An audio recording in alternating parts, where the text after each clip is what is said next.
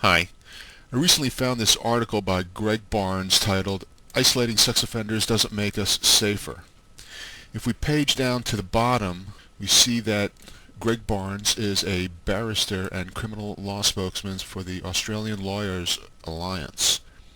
A barrister is a lawyer entitled to practice as an advocate, particularly in higher courts. More importantly, Mr. Barnes has no conflict of interest relating to his opinion about this subject matter. Unlike a politician trying to buy votes or the police trying to get funding for his department, Greg Barnes is independent. Now, the gist of this article is ostracism and fear of violence only makes registered sex offenders more likely to reoffend, Greg Barnes. So what he's saying is current sex offender law is causing more harm than good. It's causing more sex crimes to occur than would otherwise happen. Now, this article is timely because Western Australia just this week launched its first ever public sex offender internet registry. Now, let's take a look at how the Australian TV news reported this event. Police are warning against vigilante action when the state government's new sex offender website comes online tomorrow. The site allows members of the public to see pictures of pedophiles living in their area. Now, this clip is a little confusing because they use the word pedophile. Now, if that were true, then the Australian registry would be very short because, according to this article here, titled Stress on Sex Offenders Increases Risk of Reoffending by Alicia Orr in August 2012. Now, if we page down, we read, Dr. Purvis said most child sex offenders were not what criminologists would call a pedophile. People don't realize that pedophilia is a medical diagnosis that only really applies to a relatively small percentage of child sex offenders overall, about 3.5%. But if you were to look at the rest of that last video of the Australian TV news, the registry will indeed include all sex offenders and not just the top 3.5%.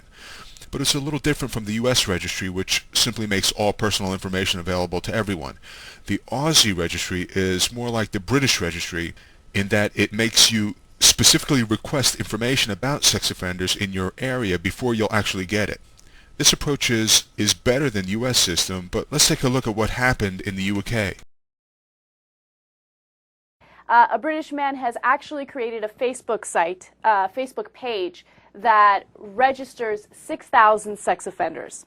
What's interesting about this is in Britain, their sex offender registry does not include photos of the offenders. However, this Facebook page does include the photos. It also includes the exact area where the sex offender did the crime. So here we have a guy who requested all the sex offender information and made it public with his own Facebook page. So we should expect the same might happen in Australia. Indeed, here in Mr. Barnes' article we read, there would be nothing stopping a person getting information about a registered sex offender living in their area, passing on that information to all and sundry. Which makes sense. I mean, there will always be someone that will do that. Now, a little further down we read, the nature of sex offending, it could be argued, means that the public has the right to know if such an individual is living in their neighborhood, and that the rights of sex offenders to live their lives peacefully and without being harassed is secondary to the rights of parents and young children.